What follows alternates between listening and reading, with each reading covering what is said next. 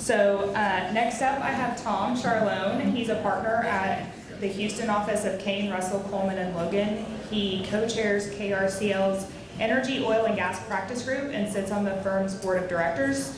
He's been a trial lawyer for over 20 years, and his practice focuses on the representation of operators and non-operators in complex contract disputes in the oil patch, principally including high-stakes litigation with large institutional landowners suing for violations of mineral leases. And today he is going to talk to us about cessation of production and PPQ. So if y'all will give it up for Tom. Thank you.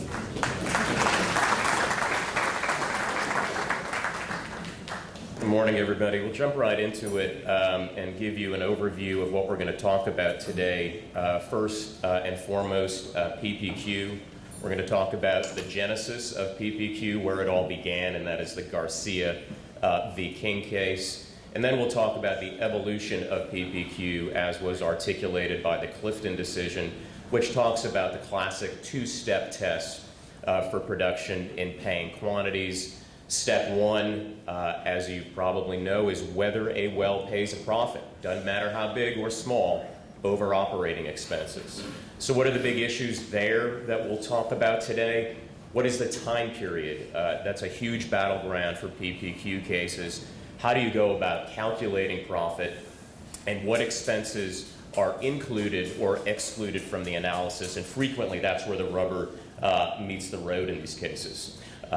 Whether or not you pass step one, even if you fail it, all is not lost. You move to step two, which is this sort of reasonably prudent operator test.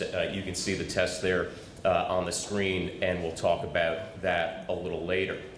Secondly, if we have time, we are running behind, so we may have to skip this part, but if we have time, we'll talk about cessation of production. We'll talk about how it is similar to PPQ, and we'll talk about the interplay between PPQ and cessation claims. I'll also talk about some litigation tactics and concerns, particularly the dangers of educating your opponent and basically buying yourself additional claims and turning your cessation case into a cessation plus PPQ case. So production in paying quantities. Why does it matter today? First of all, out here in West Texas, we have a lot of old sort of legacy leases, vertical wells that were drilled generations ago.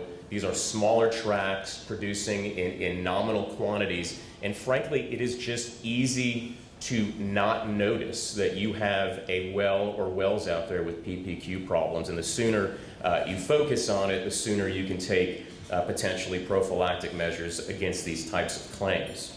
So where did PPQ begin? It began in the Garcia v. King case, and we're all familiar with the typical habendum clause extending the lease so long as oil and gas is produced. And what the court said there was produced means produced in paying quantities, even though it doesn't say that anywhere in the lease. So it's the inherent intent of the parties. So the Garcia case, in effect, imputes a PPQ requirement into the lease. I'm not going to read all this to you, but here's what the court basically said. It said, number one, look, landowners sign leases because they want to make money, and lessees operate because they want to make money. So if we're going to give any sort of deference to these two simple realities, we have to construe produce to mean produce in paying quantities.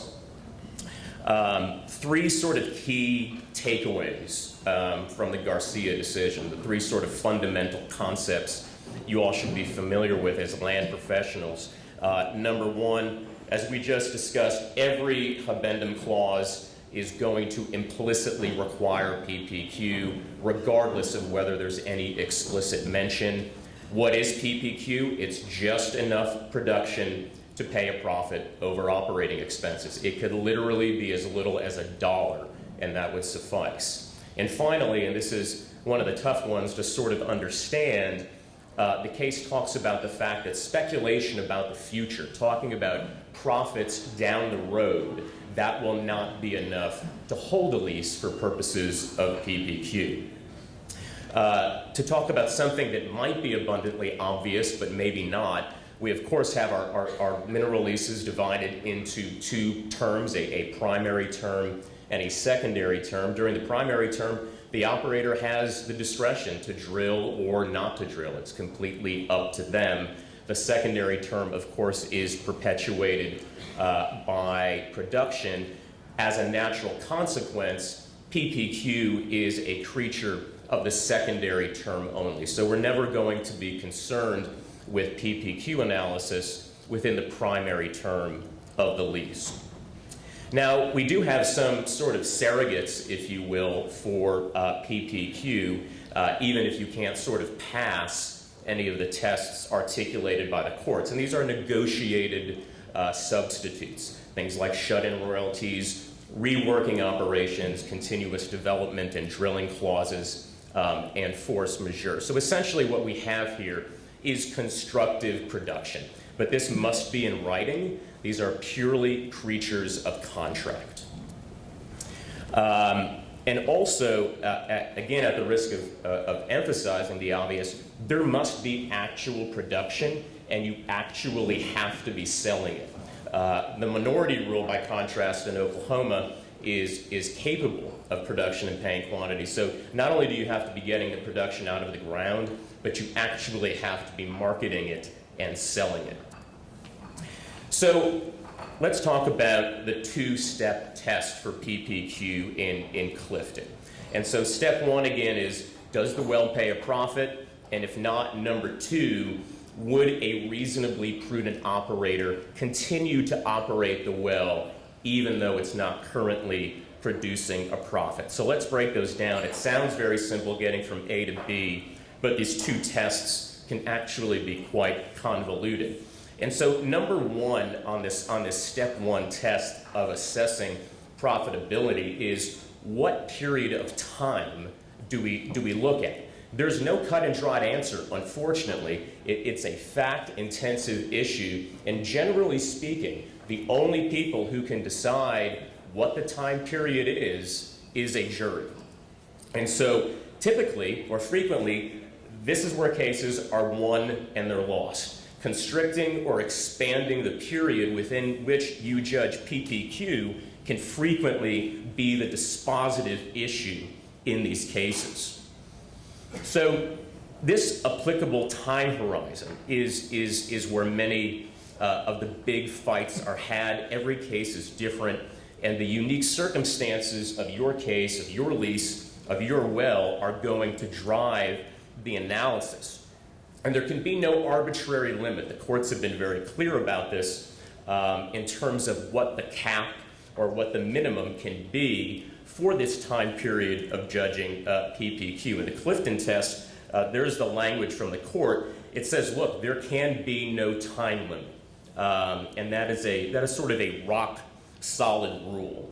Now, sometimes we have leases that solve the problem for us. And what happens in those cases is we've got, basically prescriptive PPQ. These are instances where the lease specifically spells out the amount of time during which you're going to judge the PPQ analysis. But a lot of older lease forms, like the ones we use here in Texas, they just don't define the controlling time period. Now, we do have some cases that kind of give us some signposts. So we've got 8 months, 12 months, 13 months, up to 15 months. But these are sort of, these are sort of signpost cases. And so at the end of the day, while you may find some solace in saying, well, I've got a case that says 8 months, I've got a case that says 15 months, at the end of the day, it is whatever the jury decides. So as an operator, you have a lot of flexibility to try to craft a time period that is most beneficial to your defense, and frequently getting creative in terms of crafting that time period and justifying that time period. That's how you can win and lose cases. There's a decision, an interesting one, the Shagoda decision, which does something interesting and actually looks at two different periods of time, a nearly 2-year period before the case started, and then additionally a second 14 and a half months after the filing of the case and into trial. Another issue that can arise in the sort of time horizon context is lease repudiation. So frequently, you have lessors that are suing you for a violation of a mineral lease and are saying the lease is terminated, or sometimes they get squirrely about it and they don't actually say we're suing for lease termination. We're simply asking the court to decide whether or not there's been a lease repudiation. And that's important because if the plaintiff crosses the line and does seek lease repudiation, then your obligations as an operator can cease. And so the net effect is that an unwise plaintiff may sue too soon in time, and in that fashion sort of sue themselves out of a claim that they might otherwise have.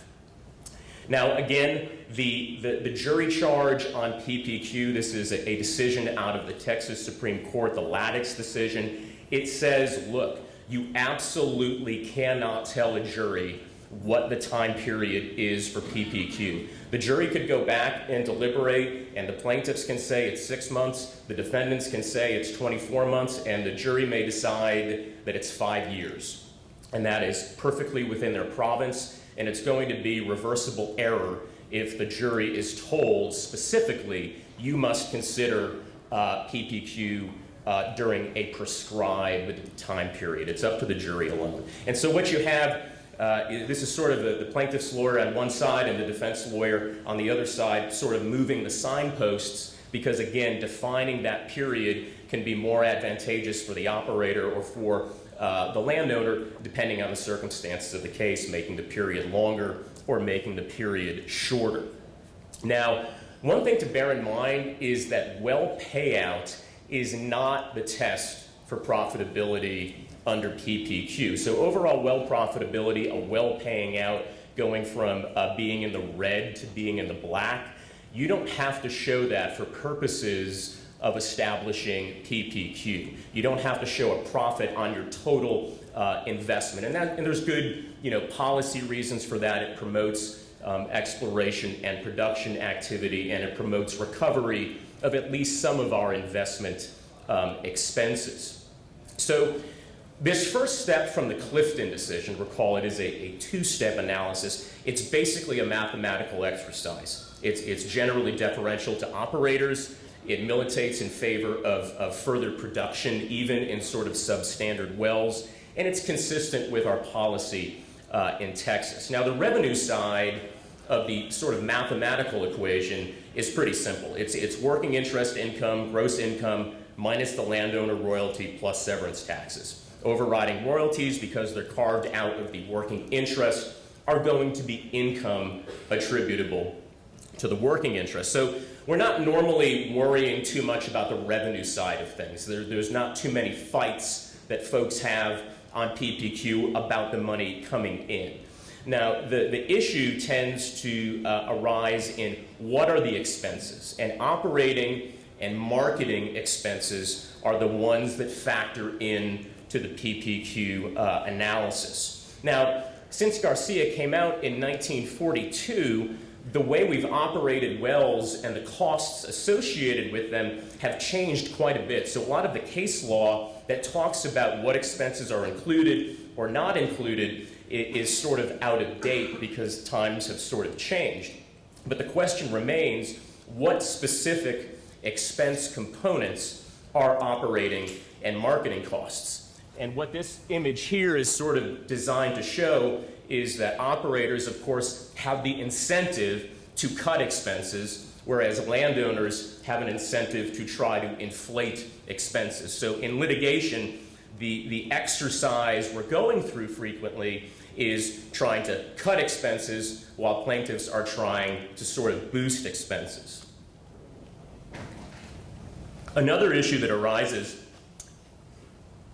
is whether an expense is a well-based expense or whether it's a lease-based expense. And the confusion, I think, comes from the fact that a lot of our PPQ cases in Texas are older decisions, and these are one well leases. And so there's a confusion sometimes that the analysis must be on a well-by-well basis because that's what the decisions talk about. But again, these were cases where the lease had only a single well on them. So there are arguments, for example, that the focus should be on the lease rather than the wells. You know, for example, the typical as long thereafter habendum clause from a mineral lease would suggest that a lease-wide PPQ analysis is appropriate. And obviously, it takes more money to operate a lease than it does to operate a well. So, you know, for example, road and cattle guard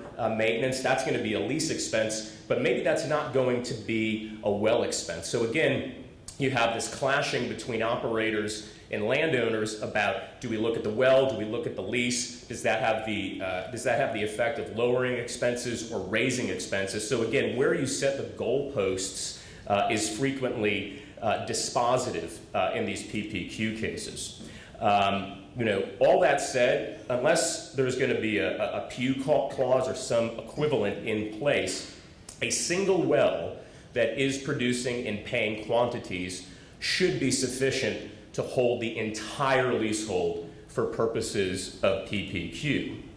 Now, what are the sort of operating and marketing expenses that are included in the PPQ analysis? Well, what they're going to be are the sort of fixed cash expenditures that we use in the routine and regular operation of a well. This is in contrast to capital expenditures, upfront costs, drilling and completion expenses, things of that stripe. So those upfront expenses are not part of the equation. Ongoing operating expenses are part of the equation. One of the issues that then arises is what is a one-off expenditure versus what is, say, a reworking expense versus, say, a maintenance expense. So you'll have issues where, say it's plugging a casing leak. That's probably going to be a reworking expense and qualify as a capital expenditure that would be excluded. For example, on the other side of things, maybe doing a tubing clean out, you could try to style that in one of two ways. You could say it's a maintenance expense that's part of the PPQ analysis, or you might also try to style it as a capital one-off expenditure. So again, how you characterize expenses becomes sort of more of an art form in these cases, and you have to be creative, whether you're on the landowner side or on the plaintiff side, in trying to massage expenses in such a way that it flatters your client's position. We also have issues surrounding sort of area-wide or district expenses. So expenses that cover a number of wells and a number of leaseholds. Do those qualify as PPQ expenses? And the courts are a little bit divided on this, at least in terms of how they articulate the test. So there's a case called Skelly, and it just says in kind of a loosey-goosey way that provided that the expenses can sort of be traced back to or allocated back to an individual well, then those ongoing overhead and administrative costs are properly part of the PPQ expense equation. Now, by contrast, we have this Ladd Petroleum case that took sort of a different tack. And what happened there was the operator said, look, if we got rid of the well we're talking about, all of these overhead and administrative costs would continue. They really wouldn't go down. And because of that, that shows us that these are not costs that are properly tagged to a well for purposes of PPQ. So what this slide is sort of meant to show is if you could wave a magic wand and make the well sort of disappear and your overhead and administrative costs remain the same, then you can properly exclude those costs from the PPQ analysis, which can be helpful from the operator's perspective. Reworking expenses, we mentioned this briefly. Generally speaking, they are not PPQ costs, but again, deciding whether something is a a reworking cost, thus a capital expenditure that is excluded versus an ongoing expense can sometimes be a close call. So again, as an operator, you're always trying to cast expenses, if you can, as upfront capital expenses or sort of ongoing reworking expenses. If you can do that, you're going to keep your expense side lower and therefore raise your PPQ. And this is a big sort of PPQ battleground, trying to decide what these expense categories are and how big or small they are. Depreciation on salvageable equipment. Generally, this is a PPQ operating expense. The rub, the question is, which equipment and what kind of depreciation?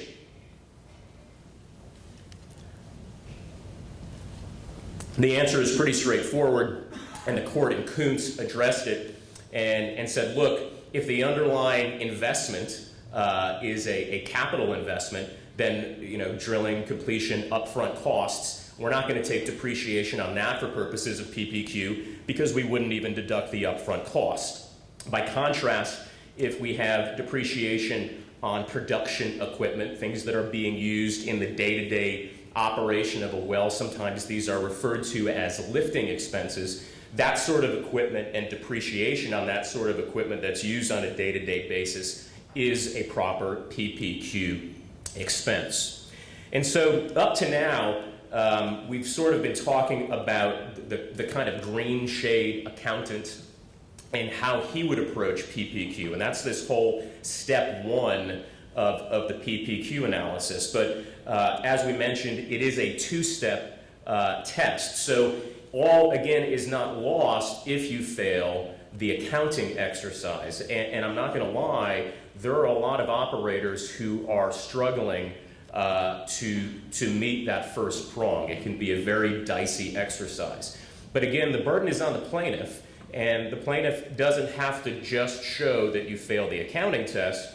They also have to show that you fail the reasonably prudent operator test. And here it is up on the screen, and I'm going to tell you, it is kind of word salad, but that's a good thing, and I'm going to tell you why. But the test is, would under all relevant circumstances, would a reasonably prudent operator, for purposes of making a profit now, in other words, not merely for speculation, not for purposes of future profit, and would they continue to operate the well in the manner in which it had been operated? And that italicized language raises a whole different set of concerns that we'll discuss briefly. But so this first prong, objective accounting standard.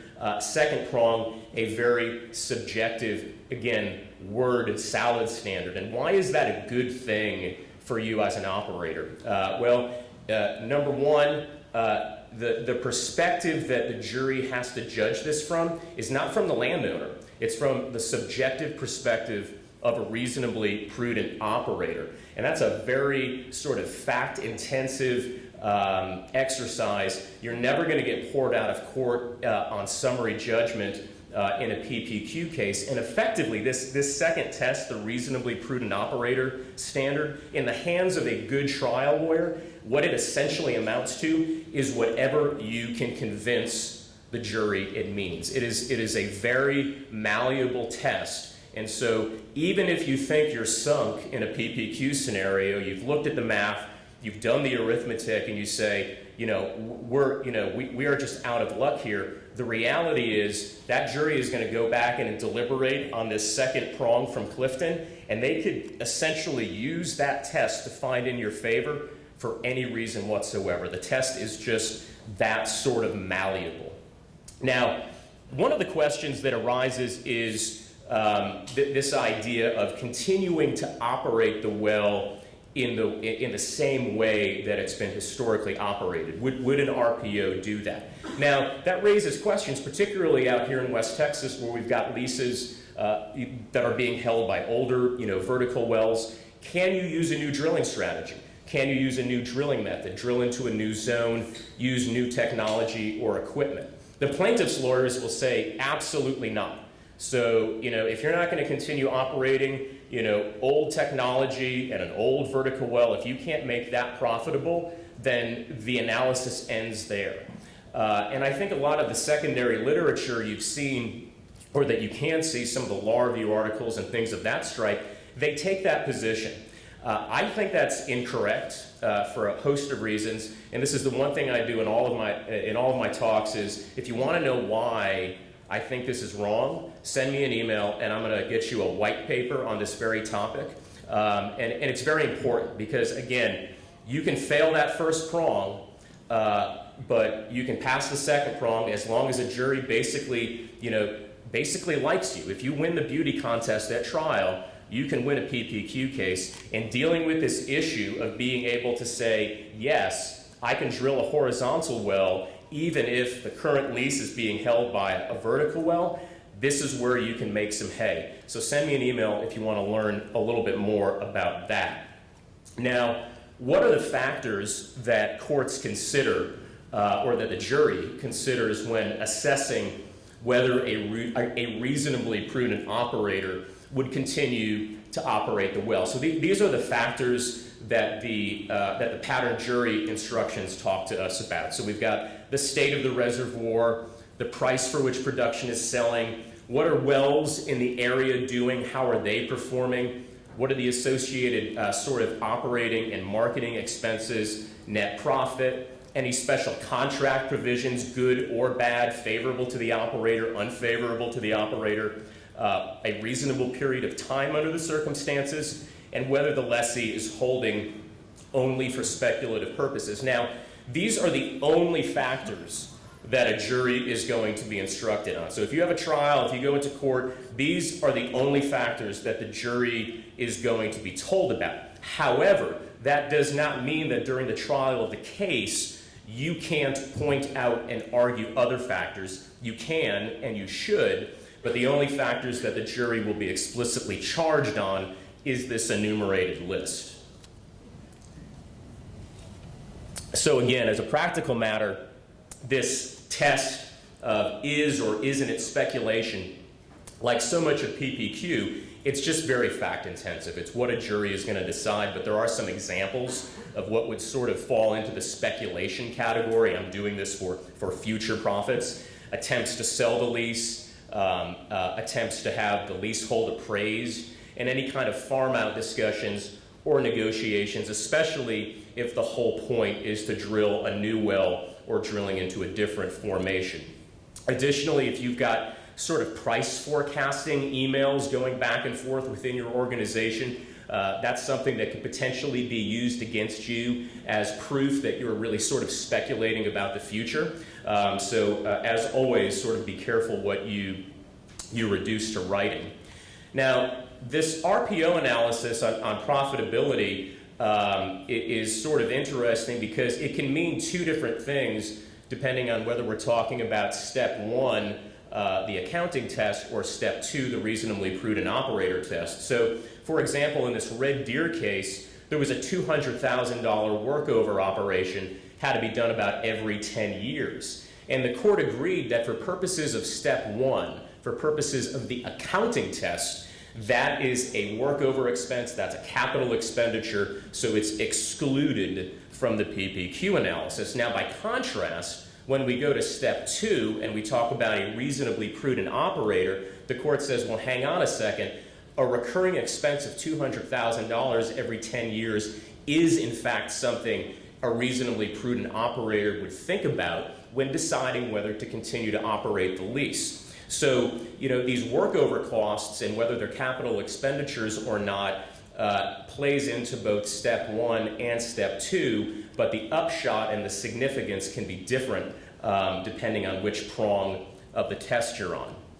Now, this graphic is meant to sort of bring it all together and telegraph to the operators in the room that the law is on your side. You have this two-step test.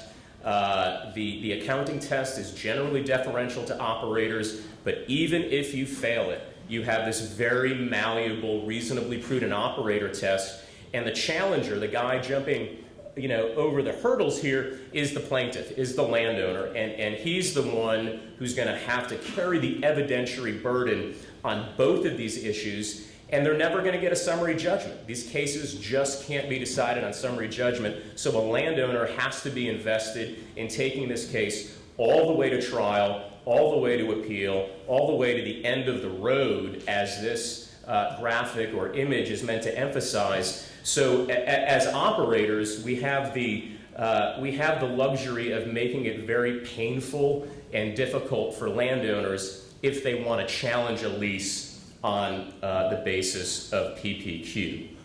Let's talk briefly about cessation of production. Not every PPQ case is also a cessation case, and likewise, not every cessation case is a PPQ case. So for example, we might have a continuous or a cessation of production clause that says, look, you have 60 days of no production with no saving operations, the lease terminates. It could be that that happens. You've got 61 days, no production, no curative operations, and the well has been fantastically profitable over, say, the last 12 or 18 months. No PPQ claim, very successful lease, very successful well, but still the lease is going to terminate under a cessation clause. And we saw this play out in the Red Deer case, where you can lose on one of these issues, but win on the other. And in that case, the landowner accused the operator of both not producing in paying quantities and also of violating the lease's the cessation of production provision. And the court said, look, kind of using the example I posited a few moments ago, the court said, this well is very profitable, so your PPQ claim fails. However, there was a contractual cessation of production. And it doesn't matter that you were the greatest operator. It doesn't mean that you were working in good faith. It doesn't mean that it doesn't matter that you're making the landowner a ton of money. It doesn't matter that you're using the best practices. None of that matters. It becomes a very static, sort of binary yes or no sort of equation, and so you don't have that malleability that you have with PPQ in order to sort of get it to a jury and try to win a marginal case. If you're on the wrong side of a cessation claim, it's very difficult to extract yourself. But here's the moral of the story that I mentioned earlier. If you do have a cessation case that you can beat, and frequently you can through saving operations or other curative work on the land, be real careful about what your lawyers do. Be careful about the discovery, the interrogatories you send out, the documents you ask for, the admissions you seek from your opponent, what you ask people at depositions, and the opinions that your experts espouse, because, and this is kind of more art than science, but if you've got a cessation of production case, you don't want to do anything to sort of educate your adversary and have that case then turn into a cessation plus a production in paying quantities case. Finally, cessation comes in different flavors, sort of fair ball or foul ball. Some cessation can be for any reason whatsoever. Others are cessation only for certain kind of enumerated categories of reasons, and still others can sort of be cessation for any reason whatsoever unless there's a particular carve-out. And so this is something to give special attention to, particularly in the lease drafting and negotiation stage. Cessation, usually a creature of contract, but there is a common law cessation of production sort of provision in Texas. The scope is much more limited, but it is something that operators can find refuge in. The factors that courts will consider are the duration of cessation, the intent of the operator, were they operating in good faith, the cause of the cessation, and the operator's efforts to resume production. So with that said, that's all I've got. I think I've kept us on schedule, and I'll turn it over to my partner, Demetri Economou. Thank you. So, as Tom mentioned, this is Demetri Economou. He is also at Kane, Russell, Coleman, and Logan. He's the co-chair of the Energy, Oil, and Gas Practice Group. In Houston, he has over a decade of experience advising general counsel and business leaders in the energy industry. He brings the experience and resolve necessary to meet any legal challenge, provides trusted advice to KRCL's oil and gas clients, primarily representing operators and non-operators in high-dollar royalty litigation, lease and deed interpretation, and complex contract disputes. And he is going to talk about our favorite topic, fixed versus floating royalties. Thanks. I can't believe that's actually your favorite topic. I think it's a very important topic. Tom would like to think he had the most important topic at this seminar. I would disagree. PPQ, extremely important. I think this is also extremely important. The clientele that we have in this room right now, you either have fixed versus floating royalty cases that you know about, or you have fixed versus floating royalty cases and you just don't know about them yet. And the reason for that is the way that these cases come about is unlike really any other civil claim that a plaintiff has. These royalty owners and mineral owners don't know they have the claim until they go to their lawyers and ask, do I have a claim here? Unlike a car wreck plaintiff doesn't walk into the lawyer's office and say, you know, I may have been in a car wreck. And then the lawyer comes back and says, well, it depends. We're going to have to look into that for you. So give us a big retainer and then we'll come back to that. So it's a unique and developing area of law. I don't know if you guys have had a presentation on this since Hyder. So I'm really excited to get started with this. So where do fixed and floating royalty interests come from? Where are they created? Any sort of conveyance of minerals or royalty can create it, and we're looking specifically in reservations and grants, mostly in mineral deeds, royalty deeds, warranty deeds, wills, and trusts are also big sources of these fixed floating royalty interests, and rarely, theoretically, you could find it in a lease, although I've never seen it before. So, how many of us were taught this? Anytime you see the word of royalty, then a floating royalty or a fraction of royalty has been created. That's mostly true, but it's just too oversimplified.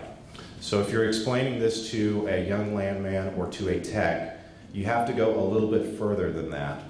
So for instance, these are floating royalties that are going to be created. 1/4 of royalty, 1/4 of lease royalty, 1/4 of all my royalty. Why are these floating? Because they are unbound by time and amount. They are going to create floating royalty interests because there is nothing certain about the second part of these phrases, of royalty, of lease royalty, of all my royalty. There's no certainty with that phraseology. But you'll say double fractions, when written out, they necessarily contain the word of. So how can we get a fixed royalty interest out of a double fraction? Well, they don't always create floating royalty interests, which is good for us because as the payors, typically we don't like to see floating royalty interests. The question is, when you're looking at, and this is just step back from the whole legal environment and say, does this double fraction create a result that is locked in and certain forever? If it does, then you have a fixed royalty interest. Let's look at some examples here on our old chalkboard. So here we have what I would call the standard royalty. We've got 1/4 of 1/8 royalty. How do we look at that arithmetically? 1/4 of 1/8 turns into 1/4 times 1/8. We just multiply straight across, and you find a fixed royalty, and I've got the decimal interest there. Let's talk about a standard floating royalty. Remember, unbound by time, uncertain in the second part of the phrase. 1/4 of lease royalty. Again, 1/4 of 1/8, and 1/8 would have been the lease royalty in, let's call it a 1955 lease. 1/4 of 1/8, 1/4 times 1/8, 1/32, a floating royalty as of the 1955 lease in the same decimal interest as we saw for the fixed royalty example earlier. Now, let's say that that lease royalty increases to 20%. Multiply across, you're obviously giving the payee a lot more money based on this floating royalty interest. The Hoffman case, which we're going to talk about at great length, came out of the San Antonio Court of Appeals, and now it's at the Supreme Court. This is the way it looked. And you will see this in West Texas. I know because I represent some of the people in this room, and I know that you have these clauses in deeds. 3/4 of the usual 1/8 royalty. So how did this get handled by the Court of Appeals? 3/4 of 1/8, 3/4 times 1/8 equals 3/32. That would be what the district court, Judge Watley in McMullen County found. That seems like a really good result for us. However, there was another argument in the case that it was actually floating, and it was 3/4 of 1 whatever.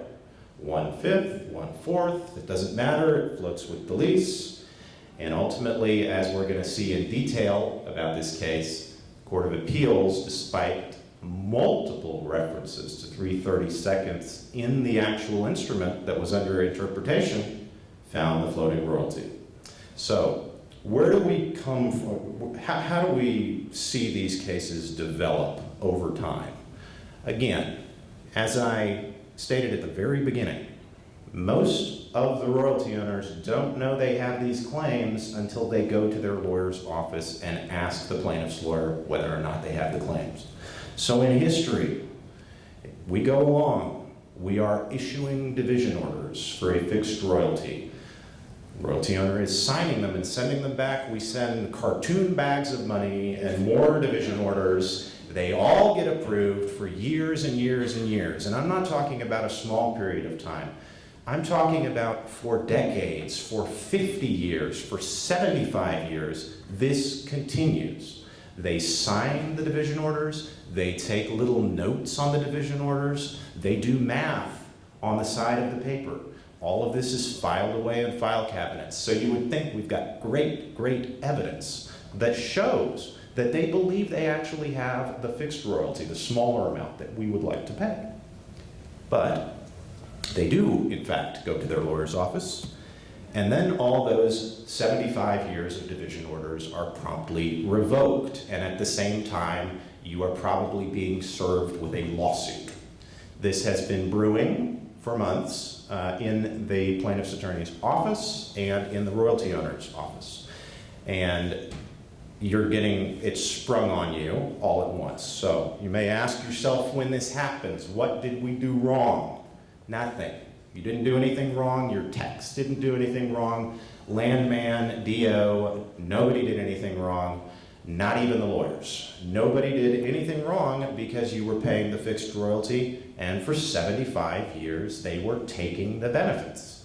They were signing it. They were saying how happy they were with you as a lessee.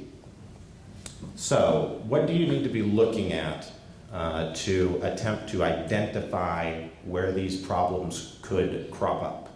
First, understand what the court is ultimately going to do. The courts have to determine the actual intent of the parties, and most times they are going to be limited to the four corners. You've heard this in many presentations, including today, the four corners of the agreement, the four corners of the lease, the four corners of the deed. They're restricted to the actual words that are present in the instrument. There are exceptions, however. Circumstances surrounding the execution of the instrument can be brought in, and sometimes parole evidence or extrinsic evidence to determine the meaning of ambiguous terms. Ambiguity, not so worded that it can be given a certain or definite legal meaning or interpretation. That does not mean that every disagreement between two parties that are looking at two sides of an argument are going to have an ambiguous clause. And in fact, most of the time, these double fractions are unambiguous, and the parties will stipulate to that, or they will submit some sort of writing to the court that they say it's unambiguous, or at least nobody charges the instrument as being ambiguous. And so what are we taking out by saying that these are unambiguous double fractions? We are taking out a universe of extrinsic evidence that could otherwise be used to interpret the double fraction as, for instance, a fixed royalty interest.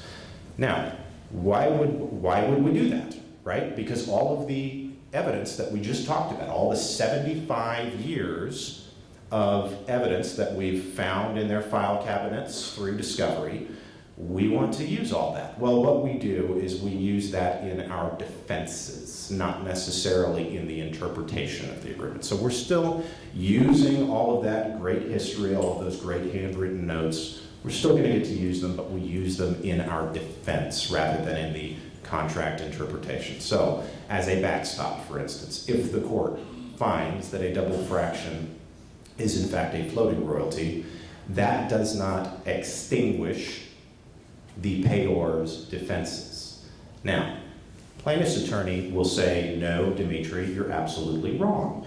You do have your defenses extinguished by virtue of the case called Sunoil versus Madeley. And I have to grab a piece of paper real quick.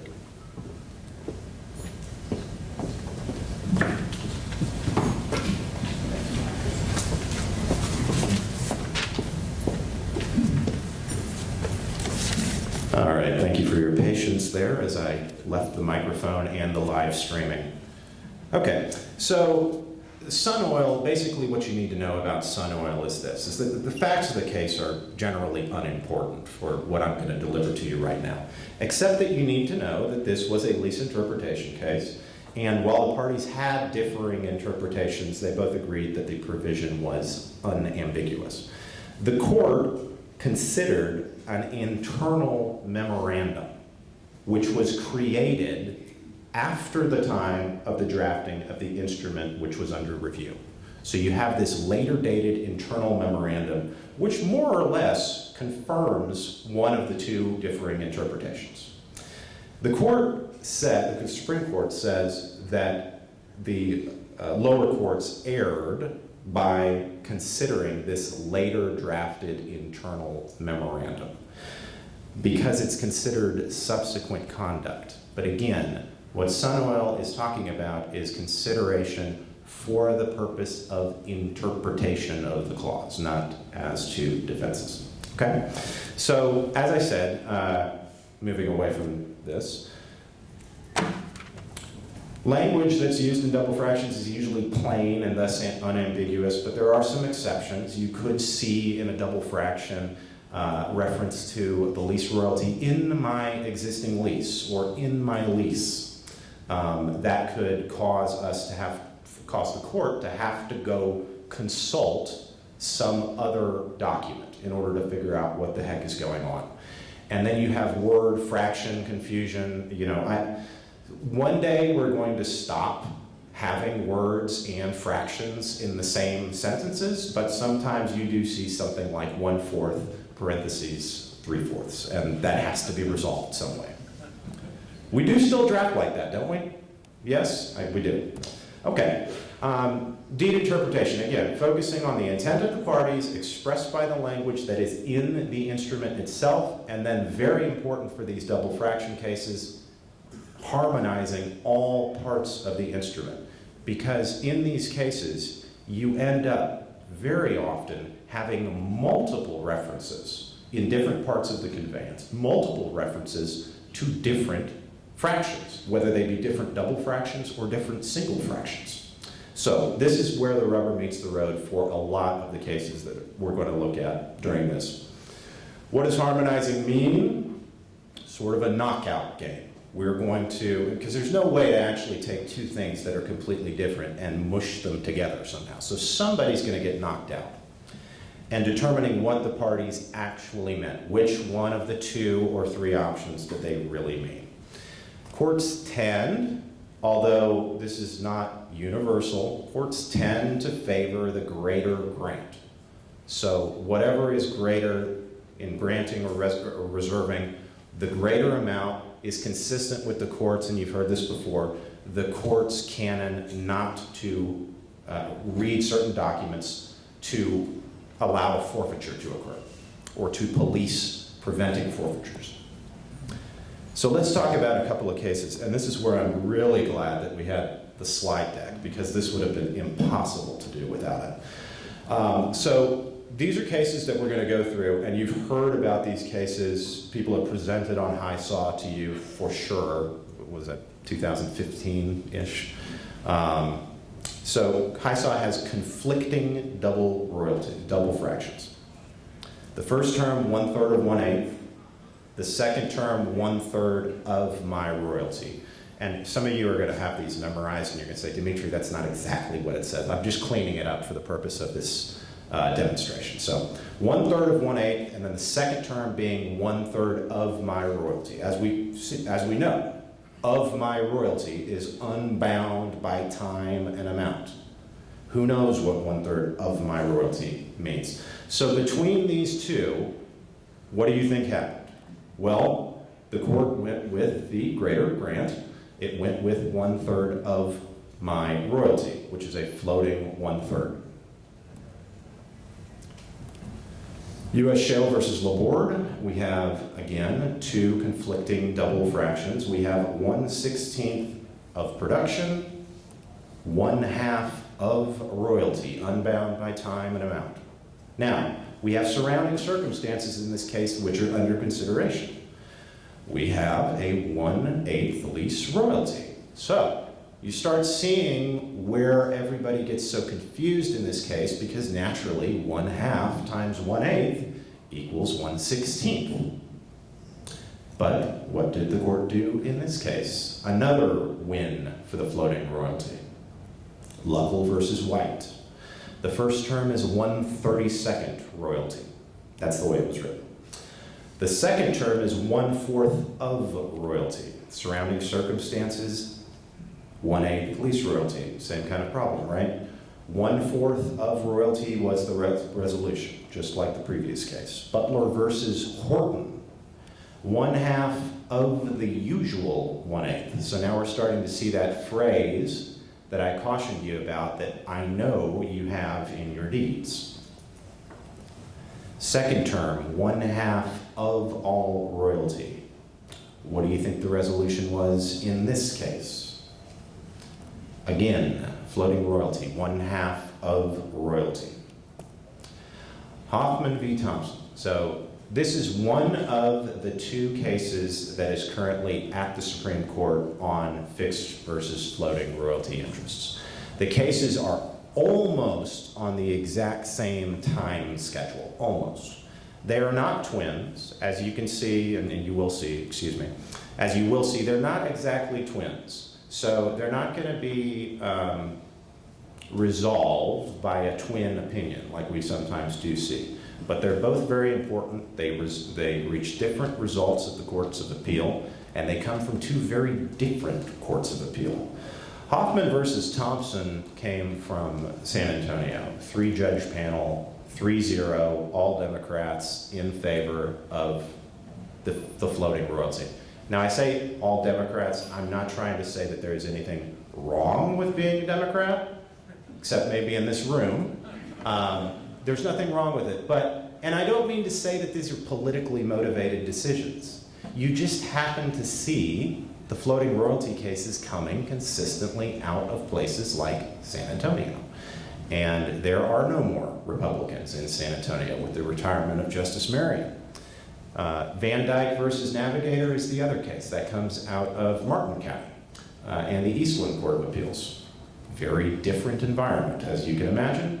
And for those of you that are familiar with the makeup of the Supreme Court, there are 9 Republicans. So are we going to continue seeing more like we see with the Eastland Court in the Supreme Court? That's certainly what the payors are hoping. The Court of Appeals in Hoffman found the floating royalty in spite of the fact that the deed had none of the hallmark conflicting terms found in our prior cases. The court was focused on 3/4 of the usual 1/8, obsessively focused with 3/4 of the usual 1/8. What did the Hoffman deed not have? It did not have any of this stuff that we saw on slide 3. Fraction of royalty, fraction of my royalty, fraction of all my royalty. All it had, just going back, all it had was this, 3/4 of the usual 1/8. Now, to make matters worse, in my view, and in the view of several other attorneys that share these opinions, San Antonio Court misinterpreted the clarifying language that was in the deed. So it was not just 3/4 of 1/8. It was, in fact, and I'll read this, an undivided 3/32, parentheses 3/32 interest, the same being 3/4 of the usual 1/8 royalty into all oil, gas, and other minerals. So it's not that simple, right? We have a clarification. We have here, in this particular clause, what I would contend is people doing simple math. 3/4 times 1/8 equals 3/32. And they put it right there in parentheses. The court also disregards 2 other references to 3/32, which would be the fixed royalty interest. And they are a full 3/32 and 3/32 of the gross production. Nonetheless, the court found the floating royalty, 3/4 of 1/8 being 3/4 of 1 whatever, right? Floats with the lease. How did this happen? What happened to the harmonizing terms thing here? To me, you've got parties doing simple arithmetic in what is contended to be the floating royalty. You have the parties doing simple arithmetic and multiplying 1/4 or 3/4 of 1/8 to find 3/32. And they have 2 confirmatory references in the instrument that is under interpretation. What happened to harmonizing terms? Well, the San Antonio Court says it did. It says since the later clauses contained only single fractions and not double fractions, we didn't have to harmonize anything except to find that the double fraction is the only truly specific thing. Okay? That doesn't make one bit of sense to me. To me, that's putting on blinders and obsessing over the one clause that generates for you the floating royalty interest. Are you confused? I was confused when I heard this. You should be confused. This is a horrible, bad ruling from the San Antonio Court of Appeals, and I'm not afraid to say it. Even in the face of the 3 iterations of 3/32, the court found the interest not to be 3/32. This is not a good opinion for people like us. But the only silver lining is that the court tried to stay within the strictures of the law that, if interpreted correctly, would have given us the right decision that we need, which is the fixed interpretation. This case is being fought incredibly hard at the Supreme Court level, and you can see why. If this holds up, you have a situation where a court is looking just at one double fraction, looking at it and saying, there it is. That's the floating royalty. That's really all I need to look at. There could have been, instead of 3 references to 3/32, there could have been 1,000 references to 3/32. There could have been 50 years of division orders. Doesn't matter. I'm going to put on blinders, and I'm going to focus only on the first double fraction and find that floating royalty. Extremely hard-fought case right now. Briefs on the merits have just been requested. So the way that this works is that the court takes the petition for review, which is the first sort of, summary salvo by the petitioner, by the person who wants to go in front of the Supreme Court. They submit that. The court is interested enough, enough justices are interested, then they request briefs on the merits, which is a full set of briefing. Given that briefing extensions happen all the time, almost invariably, we're several months from finishing the briefing. But that's going to be coming along, and Probably somebody will present to you sometime midway through next year about this case being concluded.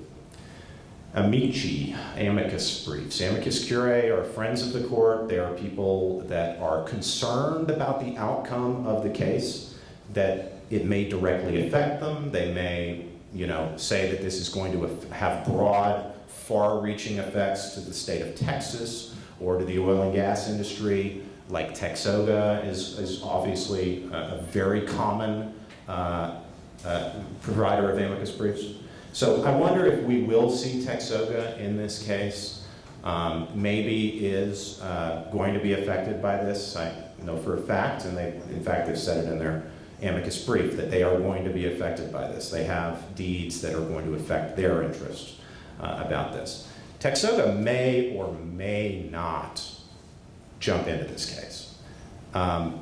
Everybody here is familiar with Devon versus Shepard. That's a post-production costs case that's at the Supreme Court right now, really important case. Devon versus Shepard, Texoga filed its amicus brief. And then the newest justice of the court, Justice Evan Young, he used to represent Texoga like 4 months ago. So he is recused from the case, or as the court says here, not participating in the case, which gives us an 8-justice court.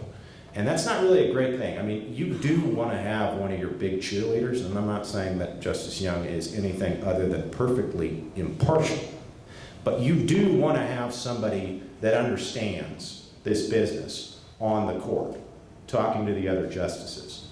And it's not clear, but I feel like Texoga filing that amicus brief in Devon versus Shepard caused him not to participate in that case.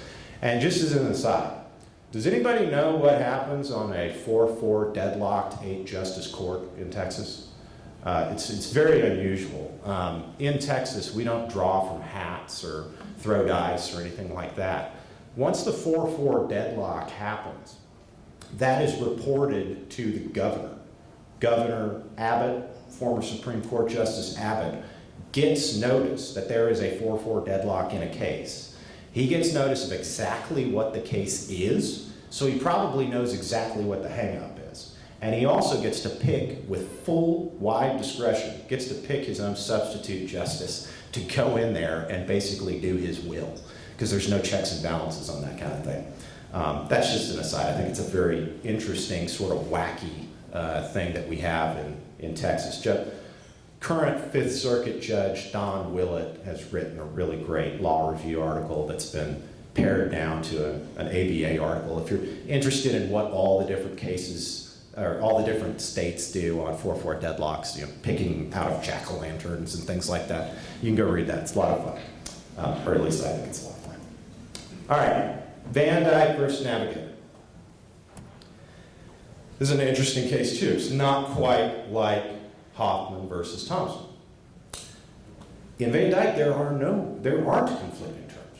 Okay, you have one single iteration of 1/2 of 1/8 interest, which the Eastland court found to be fractional, which is another word for fixed. 1/2 times 1/8 equals 1/16. Boom, we're done.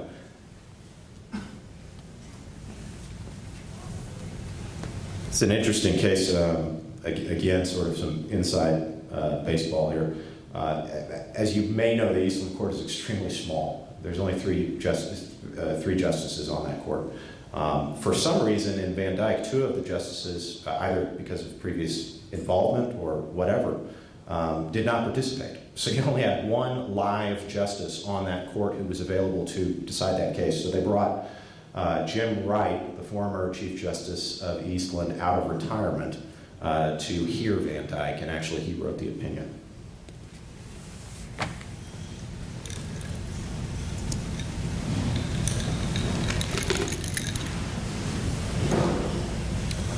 So, slight wrinkle in Van Dyke. This is a mineral interest case. This is not a royalty interest case. So, the mineral owner is making the same arguments that the royalty owner in our traditional fixed versus floating cases would be making. He says, I reserved 1/2 of 1/8, and since the usual lease, back in whenever was a 1/8 lease, that means that I actually reserved 1/2 of everything. So you can think of Van Dyke as being completely portable. It could port over completely to the fixed versus floating royalty analysis, even though it is, in fact, a mineral interest case. So what's the court say here? As a general rule, courts consider simple reservations, such as a fraction of 1/8 or a variation thereof, as a fixed royalty interest, the extent of which is calculated simply by multiplying the fractions. This is the best quote for people that are in this room, payors, that has ever been written on fixed versus floating royalty disputes. So this, we're going to go to our deathbed on Justice Wright's words right here. The same applies to mineral interest, of course, as we discussed. This is the math that the court did. 1/2 times 1/8, multiply straight across, 1/16. Yet, as simple as that case seems, it's also now pending before the Supreme Court. Now, there's two reasons for this. One, of course, the loser of a case can appeal until their appeals are exhausted. They can always appeal all the way up to the Supreme Court if they have the funding and if they have the desire to do that. But the why in Van Dyke, why is not just you had a rich mineral owner that wanted to appeal a bad decision. There are two doctrines that are in play in this case, and they're kind of obscure and arcane, but I'll do my best to work with them. Is Professor Kuhlander in the room today? Okay, because I'm going to talk about you. Just wanted to check. So, the state misconception theory. This theory basically says that in the olden days, people didn't know what they were doing. They were much dumber than we are now. They didn't know what they owned. They didn't know how to write instruments. They didn't know how to read instruments. They probably didn't know how to read or write, period. This is how dumb these people were back in the old days. That's your baseline for entering the world of estate misconception. A once common misunderstanding perpetuated by antiquated judicial authority that a landowner retained only 1/8 of the minerals in place after executing a mineral lease. So the landowner goes out, he gets leased up for 1/8. This theory says we must presume that the landowner was so stupid that at that moment he thought he owned only 1/8 of his minerals. Okay? Again, that's your baseline for entering this world. Break it down. Lessor thinks he only owns 1/8. He's obviously wrong. So when lessor conveys or reserves 1/2 of 1/8, what the lessor really meant was 1/2 of my mineral interest. Again, you have to understand this is not an intelligent person. Okay? And I keep saying that, and it's a joke, right? Because people are not that stupid. And you can't apply this doctrine to all people, right? There's people in this room that are extremely smart. There are probably people in this room that are not so smart. But nonetheless, we're all here and we're all happy. Same thing with lessors. You cannot just presume that a lessor from the 1950s is a dumb lessor. You have to presume nothing, in my opinion. This is my opinion. You have to presume nothing. What if this lessor is like a lot of payees of people in this room, okay? What if instead of just being this Johnny Hayseed sitting on his front porch when the landman comes by with the lease, what if instead it's a rich lessor? It's a lessor who is armed with lawyers, who has dozens of people working on their holdings, who's getting advice at every turn. What about that? Does the estate misconception theory apply to people like that? It shouldn't. It shouldn't. Because there's no way that somebody who's being advised by lawyers, advised by accountants, advised by dozens and dozens of people, including mineral managers and their own internal landmen, There's no way that that lessor is that dumb to have this doctrine apply. Anyways, thank you for bearing with me while I vented about that. That's the idea, at least. In Chesapeake, actually it was Highsaw. In Highsaw, the courts don't immediately presume that a state misconception is happening. And it's also not a dispositive rule. I was right, in Highsaw. Good job, Demetri. In Highsaw, they talked about the specter of a state misconception.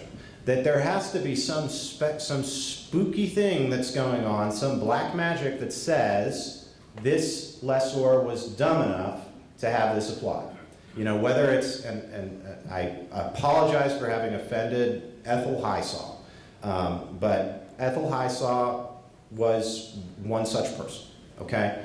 That there's a specter, there's some hint that this person should have a state misconception applied to them, okay? And only then should it apply. However, this is used so fleetingly in the case, in Highsaw, that it's almost not law.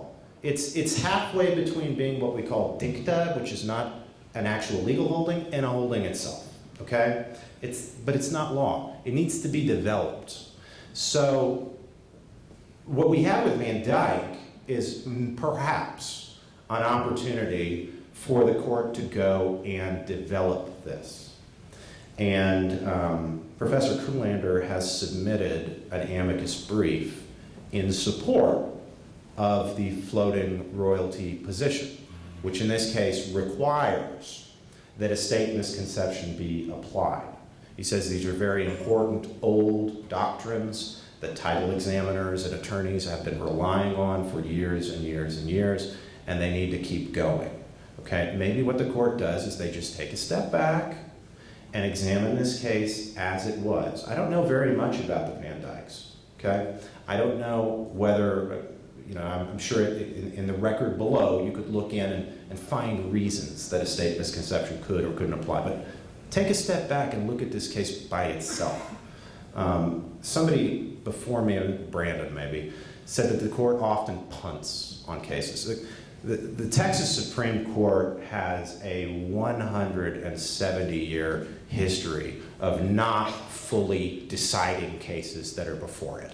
This is probably what's going to happen with this. A state misconception and the other one we're going to talk about in a second, presumed grant, are just too complicated, too hairy of subjects that they don't really need to get unless they feel like doing some extra work. So it's gonna take one of the, you know, call a nerdier judge, nerdier justice to want to get a hold of this kind of thing. I have very little interest in it. I think y'all have probably very little interest in it. It just sounds, well, to me, it's the wrong application, and it cannot be applied broadly. So, some commentators, I'm talking about Professor Kuhlander, I'm talking about Professor Burney. I don't know. Are you in the room, Professor Burney? Okay, good. That this is patent evident.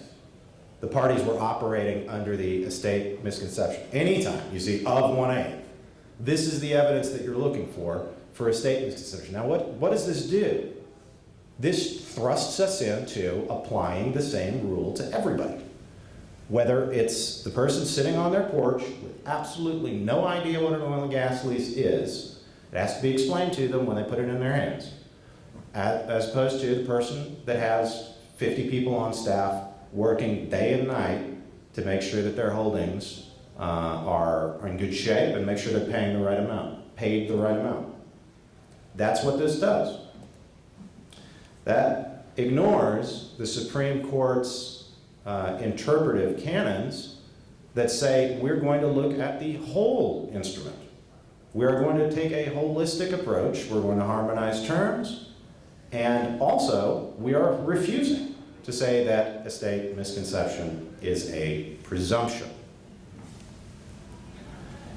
And what if there was no lease? What if there was no lease at the time that it was executed, right? Because the whole thing about this floating royalty says that it floats with the leases, okay? And estate misconception, you're under the misconception that when you do lease, back in the 1950s, you lease for 1/8, you're under the misconception that you only own 1/8 of your minerals at that time, okay? What if there was no lease? How could you be under a misconception of your interest if you had never signed a lease that causes you to be so misconceived? I don't know. How could this be? Well, you'll have to find out when they do the Van Dyke opinion. Presumed grant. Okay, presumed grant is not adverse possession, but I want you to think of it like adverse possession. Okay, so party A has a lengthy and open claim to a particular interest. In Van Dyke, it was 1/2 of the minerals. Party B has not made an adverse claim cutting into Party A's claimed interest over time. Never happened. Party B has, in fact, acquiesced to the interest claimed by Party A. Okay? Again, think of it like it's adverse possession. Okay? One party's saying one thing, I've been open, I've been doing things for a long time. Party B is saying nothing for a lengthy history. This is another thing that Professor Kuhlander wants the court to issue a holding on as part of Van Dyke. Posture of Van Dyke. Briefs on the merits are underway in this case. So petitioner already has their brief on the merits, and therefore petitioner already has filed their brief on the merits, and therefore Van Dyke is slightly ahead of Hoffman in the pecking order at the Supreme Court. And that's good for us. We would like Van Dyke to be heard first. We're about 2 months from the conclusion of briefing in this case. So again, just sort of putting my finger in the air, when are these cases going to get decided? I think you're looking at early next year to get a decision on these, depending on how fast the briefing schedule goes and depending on how fast the court picks this up for oral argument. Okay? In Van Dyke, there's just one amicus brief submitted from Professor Kuhlander, as I said. What he's trying to do is he's trying to protect legal doctrines. He is a law professor. He's also a title examiner, but he's a law professor. He's not approaching this as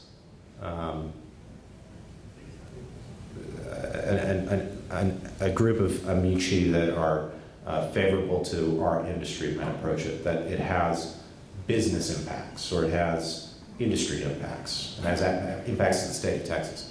This is more like this has impacts to the way that the law is shaped moving forward. So I don't fault him for taking the positions. He just is on the wrong side. And for the same reason I discussed with the Hoffman case, you may not get Texoga in this case if Texoga is making a conscious decision not to submit the amicus briefs now that they have Justice Young on the court. If there's somebody here from Texoga that can talk to me about that, I'd love to have a really private conversation with you and not share this information with anybody. But I really want to know what's ticking on this, because one would think that anytime you can have a case and you can get a Texoga amicus brief, that is a great thing. That is the strongest industry brief that people like us can get. So is it worth it? Is it worth nixing Justice Young from the cases, if that's the motivation behind it? Is it worth going down to 8 justices? Is it worth losing Justice Young? It might be, it might not. So. And just remember, Van Dyke, the fixed side won in the Eastland court. So this is why this is our case. We're rooting for Navigator in this one.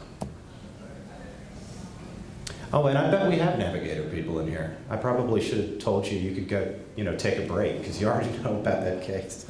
Watch the treatment of estate misconception theory. Watch potential refinement of Highsaw. Okay, Highsaw was the one where I gave you the quote about Spectre, the Spectre quote. That's the Highsaw case. And then in Hoffman, just an extremely dangerous case, dangerous ground for us as payors. We got to watch what the court is going to do with this. Now, I would love to kind of donate back 15 minutes. Is that okay with the group? All right. That's it. Thank you very much. If you've got any questions, come see me. Guys, our next presenter is going to be Michael Feldewert. He received his law degree in 1990 from Washington University in St. Louis, and after clerking with Judge Harris Hartz on the New Mexico Court of Appeals, he has practiced oil and gas law out of the same office in Santa Fe for over 30 years. He leverages his litigation background and extensive experience with the NMOCD, the New Mexico State Land Office, and the Bureau of Land Management to help oil and gas clients solve issues involving oil and gas development. Michael also handles severance tax and property tax issues before New Mexico courts and administrative agencies. He is recognized yearly as a leading oil and gas practitioner by Chambers USA, Southwest Super Lawyers, and Best Lawyers in America, including being recognized as the Lawyer of the Year for New Mexico oil and gas law in 2017 and in 2021. So we felt he was the perfect fit to give our New Mexico regulatory update. So if you all will welcome Michael.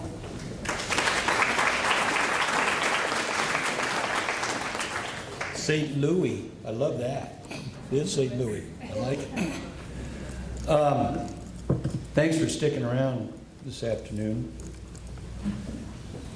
to hear this. I know when Katie McBride approached me a couple months ago about doing this, and I found out it was in the middle of April, when it's really windy down here, and it was in the middle of the week, and it was the day before our bi-weekly hearings at the division, so we had division hearings tomorrow. I thought, well, I'm not sure I want to do this. But then she said, look, this is a landman's retreat. You got the shrimp boil. She says you have the mandatory golf tournament. She says you got to come down. So I said, great, I'm going to the landman's retreat. So yesterday morning I got ready to go. I kissed my wife goodbye. I said, yes, I'm off to a landman's retreat. It's going to be a lot of fun. And she said, honey, she said, you're a grandpa now. She said, your spring break landman retreat days are kind of over. And I was like, so here I am as a grandpa with my Snoopy tie at your landman spring break to talk to you about a very boring topic right after lunch. Right after lunch. But I think the silver lining is, from what I've heard today, aside from one case that was discussed in New Mexico, which I actually did for Namoga, that was that jalapeno case, I haven't heard anything about New Mexico, which is okay. But I know you guys want to get your CLE credits, so I am the guy that's getting you your New Mexico CLE credits, okay? So let's get it done. Let's get it done. So New Mexico regulatory update, I said, okay, what the hell am I going to talk about?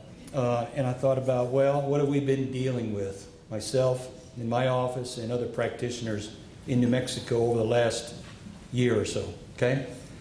And one of the big ones, as you probably have seen, and some of you have experienced, is notices of violation from the Oil Conservation Division, accompanied by proposed penalties and the wonderful newspaper article that goes with it, okay? So what's important to know? Why is it happening now? Okay? Here's what you need to know, and that is the division has always had the ability to fine operators for violation of the rules since the Oil and Gas Act was enacted back in the 1930s. But they had to go to the district court in the county where the property is located to effectuate that effort. And they did that, and I would say with success. But they convinced the legislature in 2020 to change that process and can now, on their own, impose penalties without filing an action in district court in New Mexico. And so they have gone through the process of how to do that, and they are now starting to implement that process. They can fine, according to the statute, without going to district court, up to $2,500 per day. It can be escalated up to $10,000 a day if it's a serious risk to health and safety, significant environmental harm, or if they send you a notice of violation and they say do something within a certain period of time and you don't do it, then you can be looking at $10,000 a day. What's very, very important is that they are only proposed penalties. When you get these notices of violation, they are proposed penalties. And by statute, they are not effective unless the division and the operator agree on what the penalty should be, or they take you to their examiner hearing and present evidence to a division examiner about what the penalty should be. So they have developed an informal process, an informal review process to deal with your violation and their proposed penalty, and they put it in the regulations. And I would say that it has been fairly successful, at least with, I'll call this first round of penalties, in dealing with them and getting to a resolution in a reasonable amount. And we have yet to see one go to an examiner hearing, okay? When the New Mexico Oil and Gas Association found out about this legislative effort, and IPA New Mexico, they did their best to make it reasonable. They put in the statute a $200,000 cap. In other words, the division, even with the authority they have now, cannot impose more than $200,000 for a violation without going to district court. The problem is that the division has interpreted this cap as applying to each individual rule violation at a particular site, which has then allowed them to aggregate those $200,000 increments to over $1 million in proposed penalties. So they'll take, for example, they'll go to a site, and perhaps it has the same set of facts and circumstances, but you got a violation of Rule X for a long enough period of time, $200,000. Same site, same problem, but it's a violation of Rule Y, $200,000. Same site, same problem, violation of Rule X, $200,000, and they start aggregating it up, and they've gotten over $1 million. Or they say, we went to your sites, you violated Rule X at site A, you violated Rule X at site B, at site C, etc., $200,000 each. That's how they're aggregating these large penalties that you may have seen or received in the newspapers. Can they do that? Maybe. Nobody's challenged them yet. There's an argument that they can't, but that's how they're interpreting their statute now. And like I said, they've been fairly reasonable in resolving these issues, so nobody's had to challenge that. So what do they do? How do they do it? They came up with this whole penalty calculation method. It's on their website, 7 or 8, 9 pages. They got a bunch of text, and then they have an Appendix A and an Appendix B. And the text is really their description of what their methodology is in arriving at these penalties. What's really important is their Appendix A. They went through each of their rules on the left-hand side. Then they describe it in the middle, and then they have their proposed daily penalty on the right-hand side. That is what they use to form their base penalty. So it's the rule violation, daily penalty. They look at their matrix, number of days, multiply it, that's your base penalty. Then they have the wonderful adjustment factors. And as you can imagine, most of those factors take that base penalty up rather than take that base penalty down, okay? But there are a couple factors that you need to be aware of. If you self-report your violation, that can take your base penalty down 40%. If you get a notice of violation, they say you violated these rules, you need to cure it in 7 days. Here's our proposed penalty, and you get it cured immediately. You're responsive, you're cooperative. It can reduce your base penalty by 20%. Everything else tends to keep it even or elevated. They look at history of noncompliance. That tells you, tells me, it should tell everybody, they're starting to keep a record. This is our first phase. We're starting to keep a record of how many violations you have. And as time goes on, if they deem you as having a substantial history of noncompliance, you're going to be looking at a 60% kicker to your base penalty. Negligence, willfulness, those are fairly subjective because we're with the division. But if it's really bad, you got a 60% increase to your base penalty. The one I really like is the economic impact. It's kind of like arguing punitive damages, right? So if you're an operator with less than 50 wells and gross sales of less than 500,000, there's no adjustment. If you happen to be a large operator with more than 500 wells and gross sales of more than $10 million, independent of anything else, you get a 60% kicker on your base penalty. In other words, we're going to hit the big guys hard to hit their pocketbook. So that's how they're coming up with these. So, where are they looking? What are they looking at? We have the venting and flaring rules. Wonderful new rules that the commission has come up with, which have a lot of reporting obligations, some of which we've already seen. We have some more coming up in May and again in June. And they updated their penalty matrix to include violations of these venting and flaring rules, including the reporting requirements. So if you are in New Mexico, you have reporting requirements, and you are going to be subject to those requirements, and if you don't meet them this time around, and I'm talking May and June, you're looking at penalties. In fact, it is so important to the division that after the first round, but they didn't have as much, I think there was cooperation. I think companies were having difficulty filing the reports. They sent out a Dear Payor letter to everybody, or Dear Operator letter. And they said, don't forget, you've got these reporting obligations. We didn't really like it the first time around, the way things were done. We will fine you if you don't get this figured out and get these done properly. And not only did they send this out, they sent a good afternoon email to practitioners like myself saying, remind your clients that they have these reporting obligations under the venting and flaring rules, and if they don't meet them, they are going to be subject to notices of violations and penalties. So it is a big topic for the division. Another area, commingling without an approved order. A lot of times it's surface commingling. By rule, whether it's surface or downhole, you have to wait for a division approval before you can commence commingling. And they have imposed penalties on operators who filed their applications for commingling, but didn't wait for the order to be issued. They started commingling before the order was issued. Therefore, they were subject to penalties. And even in circumstances where you have identical ownership in the spacing units, and all you're doing is filing a C-103, okay? You have to wait for that C-103 to be approved before you can start to commingle, otherwise you are in violation of their division rules.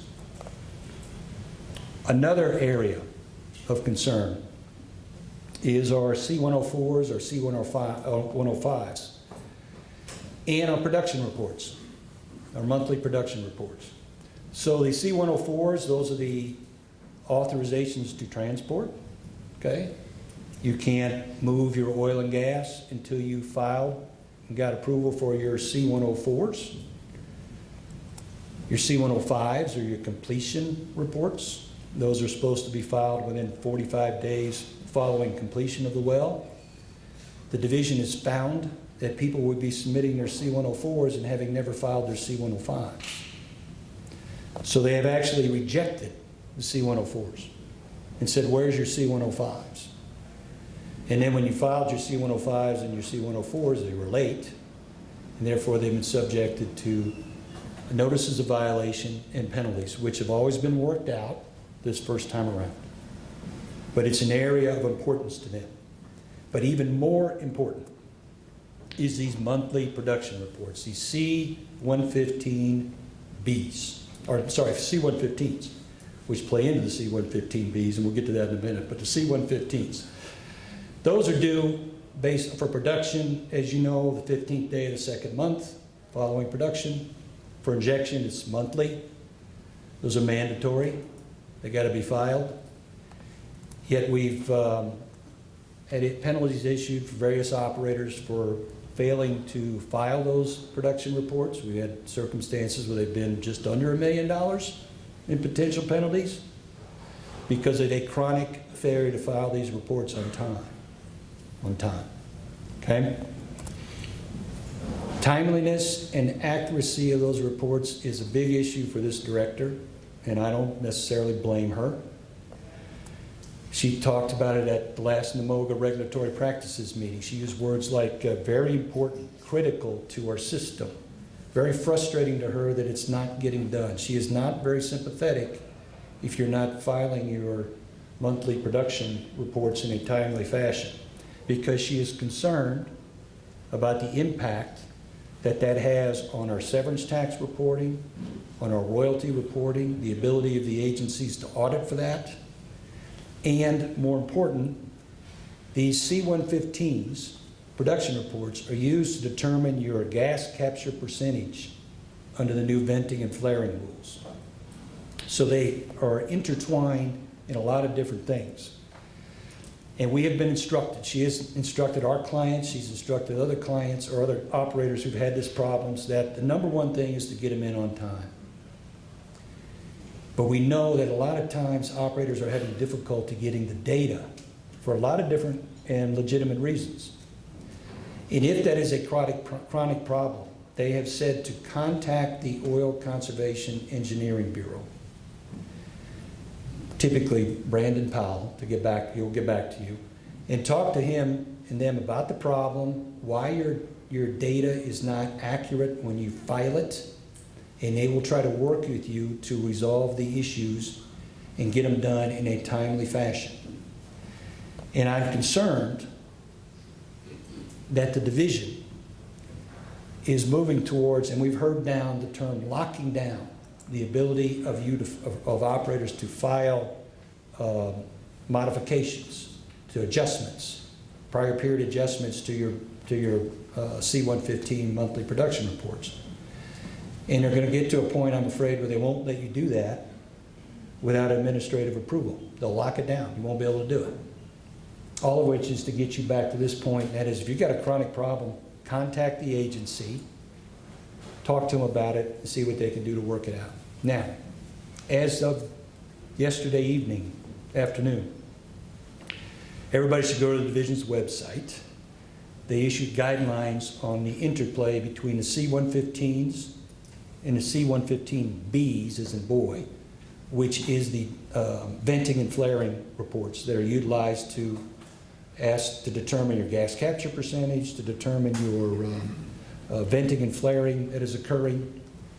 And they've discussed how you are to file your production reports so that they match up to some extent with your C-115Bs. They were very surprised that they didn't. I think there's good reasons why they didn't, but they were surprised at it. And so they've issued some new guidelines. I haven't had a chance to really look at it. NMOGA sent out an alert to the New Mexico Oil and Gas Association. So I'd encourage you to take a look at it. But essentially, in the division's mind, the C-115s, your monthly production reports, should match fairly closely to the production that you're reporting under the C-115Bs. And they explained with the disposition codes in this publication that came out yesterday how you are to help get those matched up. So take a look at that. My next favorite topic, compulsory pooling. In New Mexico, we have a statute. It requires every operator, for every mineral interest owner, to either have a voluntary agreement aggregating the acreage for your spacing unit or to get a pooling order. That's why I'm so busy and other people are so busy, because we have to go get these pooling orders when you don't have the voluntary agreement with all the mineral owners. Royalty, override, unleased, working interest. Most of the time, your royalty instruments give you the authority to pool for oil and gas wells. Some of the older forms may not, for these extended, enlarged horizontal spacing units. They may limit the acreage that you can pool, which means I don't have a voluntary agreement. It allows me as the operator to aggregate the acreage. Overrides. The question is, what agreement authorizes you as an operator to create a 320-acre, two-section, stand-up, horizontal well spacing unit? What is there? That's the question you got to answer. And if you don't, can't find one, you go pool them. And quite frankly, it's not that hard to pool overrides. And it might be the safest thing to do. But this obligation extends to all mineral owners, no matter what the percentage of interest. So you can't carry someone like you can apparently in Texas. You can't take the risk. You are in violation of the Oil and Gas Act if you don't have your voluntary agreement or you don't have your pooling order. So that's why we have so many cases on the docket. One thing to keep in mind, because it came up in a recent commission case a month ago. They commented in this case 21902, that if you send out a well proposal letter to a working interest owner, and that working interest owner says, yes, I will participate, I'm signing your AFE, here's your check. That is not the voluntary agreement aggregating the acreage that is necessary for your spacing unit. It's an agreement to participate in the well. It is not an agreement to aggregate my acreage. You need a JOA or some other form of agreement to aggregate that acreage, or you have to pool it. So if you get a working interest owner that says, oh, you can't pool me, I've signed your AFE. No, you still got to go pool them. You got to have the agreement that aggregates the acreage. Or on the flip side, if you think you can avoid pooling just by signing the AFE, no. You got to have that voluntary agreement. And the commission made that clear. I think it's been there a long time, but they made it even more clear here in case 21902. So what do we do today? It's boring as hell. We have WebEx hearings, still. And are probably going to have WebEx hearings for a long time because they're still remodeling the division's office.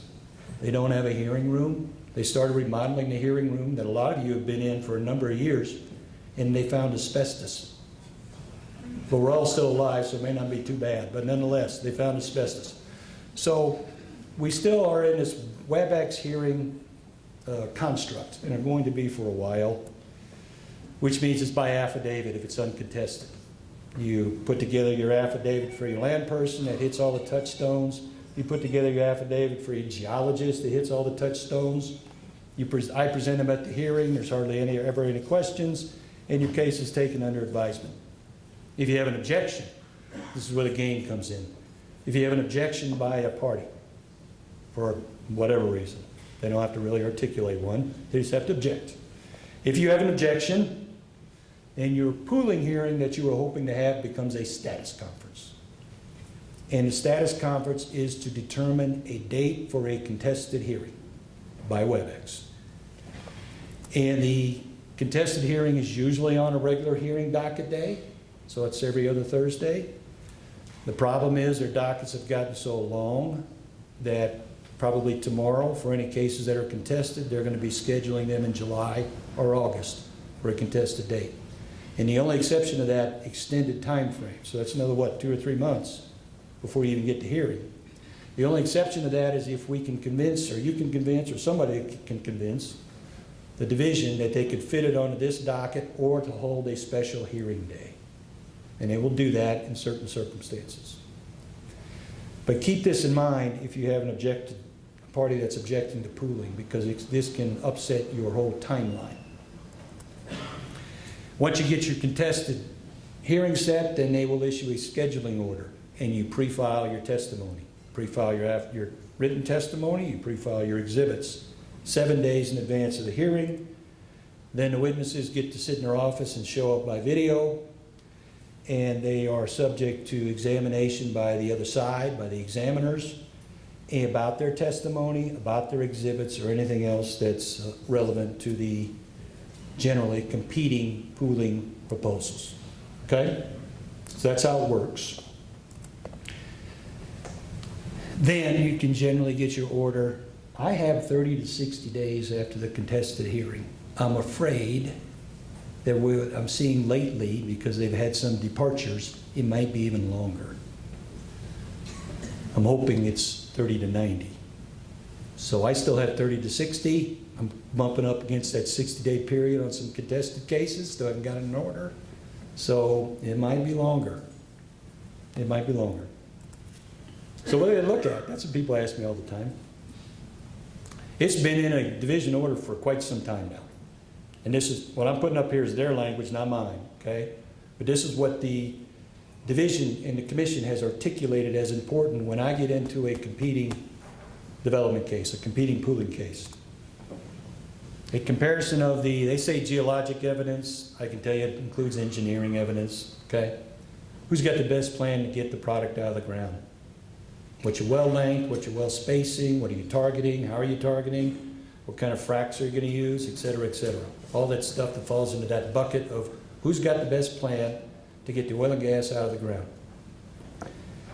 Then they look at, are there any risk associated with the particular development plan? Is somebody doing something new that's a little more risky? A little more risky. A review of the good faith efforts to reach a voluntary agreement. I want to talk about that again in a minute, but that's a factor. And we'll take a look at the negotiations. What have the parties been doing? Is there one party that clearly has not been engaged in good faith efforts to reach a voluntary agreement? And if they find that, they will hold it against you in these competing cases. Your ability to prudently operate. Generally, that has meant your experience in the area. But lately, because people haven't filed their monthly production reports on time, and they get to a contested case and it comes out, the examiner says, well, I'm sorry, you are not a prudent operator, and we will not consider your application until you resolve to the division's satisfaction your incorrect or untimely production reports, including any notice of violation or penalties. So it's come up in that context, in the competing pooling cases. AFEs, I'll look a little bit at the differences in cost for AFEs. They don't get into any smaller differences. They have to be substantial to even be a factor. And then an evaluation of the mineral ownership. How much do you own? How many other working interest owners agree with your plan and will support you? Percentage of ownership is a factor that they look at. And finally, what they call the surface factor. And that is, who's got the plan that results in a less surface disturbance but still can get the product out of the ground in an efficient manner? Are you consolidating well pads, central tank batteries, things of that nature? Those are the factors that they look at in these hearings. Latest word on good faith. Where did my thing go? There was an order, came out when was April 14th? Last Thursday, April 14th. This is the first time in a long time that the commission, not the division, so in other words, this is the appeal body. If you lose at the division, you go to the commission. This is the appeal body. It's been a while since they've examined what do they mean by good faith efforts to reach a voluntary agreement, okay? And they had a case before them where there was not competing pooling cases, but there was an allegation by a party that got pooled that the applicant had failed to engage in good faith efforts to reach a voluntary agreement. And as I understand the facts, essentially, the applicant had sent out a well proposal letter without a JOA. The applicant didn't immediately follow that up with this particular party to further discuss their development plan. Instead, this particular party actually called the applicant to have discussions about the development plan. The party being pooled asked some questions in their emails, and the applicant arguably answered some of them, arguably didn't answer others. They didn't get it to the full satisfaction of the party being pooled. That was about the extent of the communications for 4 months, and then the applicant filed its pooling application in December during COVID, and they served the notice of the hearing on Christmas Eve in 2020 during COVID. Not surprisingly, the other side didn't snap to it immediately. They claim it didn't get routed right internally because of the COVID disruptions in a time frame. They didn't get notice of the hearing, didn't show up. Or they were being sent notice, They claimed they didn't know about the hearing, didn't show up. They finally entered their appearance the day the order came out, pooling them. So they found out, but they found out late, quickly entered an appearance. It happened to be the day that the order came out pooling them. So very interesting fact pattern. What's the commission going to do with it? They found the applicant met the good faith standard. They said because the applicant sent a well proposal letter. And the well proposal letter contained all the touchstones that you need for a proper well proposal letter.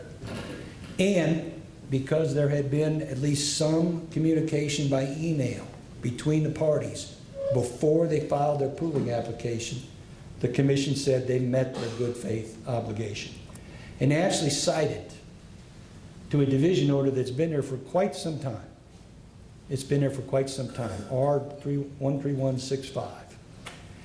And in that division order, which has been there for quite some time, the division has instructed for quite a while now that at least 30 days prior to filing your pooling application in the absence of extenuating circumstances, an applicant should send to locatable parties. It intends to ask the division to pool a well proposal, identifying, this is important, proposed depth and location, total vertical depth, and the target. I would suggest if you're in the Bone Spring, are you targeting the first Bone Spring, second Bone Spring, third Bone Spring, Avalon? What are you targeting? Better lay it out there.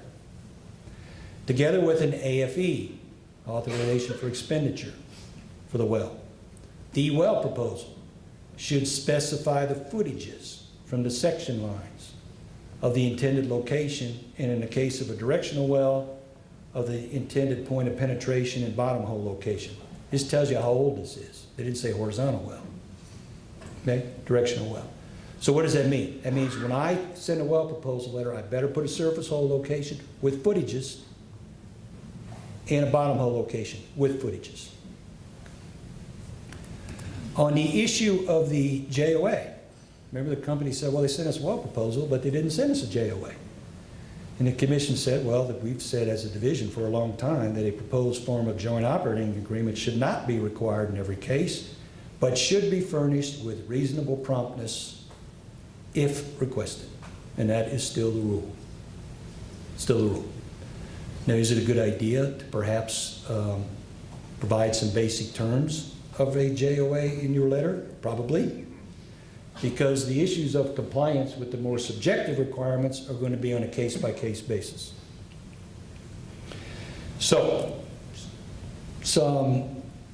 this case plus recent examiner inquiries have kind of raised the specter of this good faith beyond what it has traditionally been. And that is, for example, does it extend to all types of owners that you're pooling? Unleased mineral interest owners, what do you got to do? I think you got to treat them like a working interest owner. And maybe in the course of that well proposal letter also offer to lease them to engage in the good faith efforts. Royalty and overriding royalty interest owners, what are you going to do with them if you don't have the contractual authority? According to the recent questions from examiners, they seem to be of the opinion that you better send something out to them. Maybe it's a ratification of the COM agreement. Maybe it's a letter saying we'd like to amend your lease to allow for pooling of horizontal wells, or amend your royalty override instrument to allow for the pooling of horizontal wells. And then if they don't respond, which a lot of times they don't, and you've reached out to them, remember, letter plus some form of communication. And if you've done that, then you just add them to your pooling order, or your pooling list, they don't show up, and then you're covered. That's kind of where the division seems to be heading with this. If you don't want to include a JOA, I've kind of touched on this a little bit, I would suggest including basic terms. We actually had an examiner just 2 weeks ago ask another operator. He looked at the well proposal letter and he said, well, how come you didn't tell him the overhead rates? You didn't send him a JOA. How are they supposed to know what your proposed overhead rates are? Good point. So you might want to think about making sure your letters have your overhead rates in there so you don't get that kind of question from an examiner when you're trying to pool a party. This next one is a little bit different topic, still has to do with pooling. And that is, what do you do with existing vertical or horizontal well spacing units. Now, I can tell you that under the horizontal well rules, there has been a regulation for quite some time explaining exactly what you're supposed to do. But nobody paid any attention to it. Nobody did. And basically, this regulation says that if I have a proposed horizontal well spacing unit that is going to overlap an existing vertical well spacing unit or an existing horizontal well spacing unit in the same pool or formation, I have to give notice of that to all the working interest owners in the existing and in the proposed spacing unit, advising them of the opportunity to object. Makes some sense. That's why it went into the horizontal well rules. Because you might be adding partially diluted acreage to undiluted acreage as you extend your lateral, and some people may have a problem with that. So you got to let everybody know what you're doing. You got to give them notice of these overlapping spacing units and the opportunity to object. And if there's an objection, then you have to go to the division and seek approval for your overlapping spacing unit. And this, I stress this is a separate obligation from pooling. I have to do everything, all the touchstones I need for pooling, follow the requirements for that. This is a separate obligation. And I don't satisfy this second obligation by doing the first. I have to give them a separate notice of the overlapping spacing unit, what wells are involved, and apprise them of the opportunity to object. Then if they don't object, you're fine. If they do, then you got to go get relief from the division. That's how this is set up. And I can tell you from experience now, for whatever reason, the examiners have just kind of, I don't want to say awakened to this rule, but I think they found that operators had not been meeting this obligation. And so when we go to hearings now, almost every time we have a hearing, somebody is asked whether they have met this requirement, because they'll look at the exhibits that are being presented and they'll say, well, wait a minute, isn't there a vertical well that's already in your spacing unit in the Bone Spring? And you're trying to pool the Bone Spring, did you comply with this notice requirement? Or they might see horizontal wells that you're overlapping. Did you comply with this notice requirement? They will ask you. And if you didn't, they will tell you, well, come back to us when you do. So it's become a big issue for them and a routine area of inquiry. So what are we talking about? I want to do a south half, lay down horizontal well in the Bone Spring formation. So I'm following the horizontal well rules. My well bore is perforated in all four of those quarter sections. Therefore, I have a standard 160 acre horizontal well spacing unit. But there's an older vertical well in the southwest and southeast quarter, what is known as Unit O. And it's completed in the Bone Spring formation. So same formation, same pool. As a result, then, I have an obligation. I have a subsequent well in an existing horizontal or existing vertical well spacing unit. So I have an obligation under the regulations to provide notice to all the working interest owners of this overlapping spacing unit. Now, chances are it's the same people you're talking about pooling with, right? But don't forget, it is a separate, standalone requirement. Just because I tell them I'm going to pool doesn't inform them that there's an existing spacing unit. I have to do that. And I have to notify them of the opportunity to object to that overlapping spacing unit. Another scenario, same deal, targeting the Bone Spring, south half, standard 160 acre 1 mile well, but we have an existing stand-up vertical well, or stand-up horizontal well in the east half of the east half. Now maybe this well down here, I target the second Bone Spring interval. And maybe this stand-up well, and the reason I do that, the second, is because maybe that stand-up well is targeting the first Bone Spring interval. But it's the same pool, same formation by definition. We all know that the second Bone Spring is not going to produce from the first, and the first is not going to produce from the second. But it's in the same pool. It's in the same formation. So I have to give notice to everybody. Everybody in the south half, and everybody in the east half of my overlapping horizontal well spacing unit and give them an opportunity to object. I think what we're seeing more now is companies developed initially areas with 1 mile wells. Well, now we can drill 2 or 3 mile wells. So imagine the scenarios here. Let's say I'm going to do my 2 mile well now, and I'm going to drill from unit P, let's say, and I'm going to go a 2 mile well across 2 sections in the south half of the south half and end up in unit M. But this was initially developed with 1 mile wells in the Bone Spring or the Wolf Camp, whatever it is. And there's an existing well that goes from M to P. And I have an overlapping horizontal well spacing unit. And I have to give notice. And if you don't, your pooling applications get held up because you haven't provided the proper notice and you haven't given them an opportunity to object. So it is a interesting issue for the division. It's one that they are closely examining, and it's one that's becoming more prevalent because of our longer laterals. We are encroaching upon existing spacing units with existing wells, and there's a regulation that we have to deal with when we do that. My last topic here is, I can go through quick and give you guys some time, but there's, I'll call it the communitization alert. Surprisingly to me, and maybe I guess surprisingly to others, certainly surprisingly to the state land office, they're finding that companies haven't filed their COM agreements and got them approved for their horizontal spacing units.